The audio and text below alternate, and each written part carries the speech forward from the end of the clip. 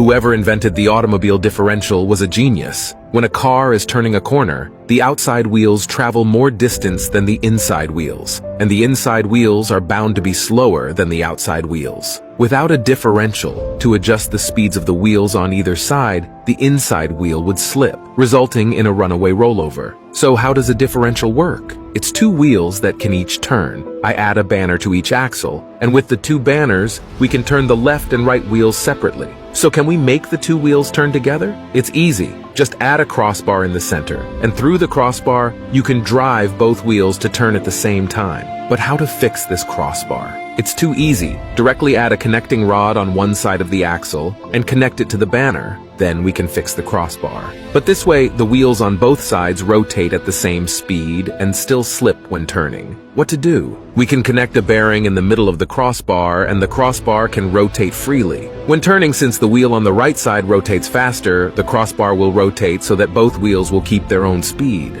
But there's a problem. A big difference in wheel speeds can cause problems. How to fix it? We can install more crossbars to ensure that the power can be constantly transferred to the wheels, so that even if the left wheel doesn't rotate, the right wheel can still run. This approach leads to inconsistent power, and we further increase the density of the crossbar, like this. In fact, the differential in the car is this principle. Only the banner and crossbar are replaced with gears and made further upgrades. Let's look at the specific upgrading process. First of all, the power from the engine through the pinion gear at the end of the drive shaft to the ring gear. The ring gear is connected to a planetary gear. The planetary gear can not only rotate with the ring gear, but also rotate itself under the action of external forces. Above the planetary gear are two side gears, which are connected to the two wheel axles. Then comes the ring gear, followed by the planetary gear, and finally the side gears as well as the wheels. For better power transmission, there is actually another planetary gear opposite the planetary gear.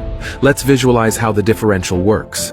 If the car is going straight, you can see that all the gears are not rotating except for the pinion and ring gears that are connected to the drive shaft. But if the car turns left, all the gears start to rotate, obviously slower than the axle gears on the right. The same is true when the car turns to the right. All the gears start to turn, noticeably faster than the right axle gear. This is how the differential helps you make a smooth and fluid turn.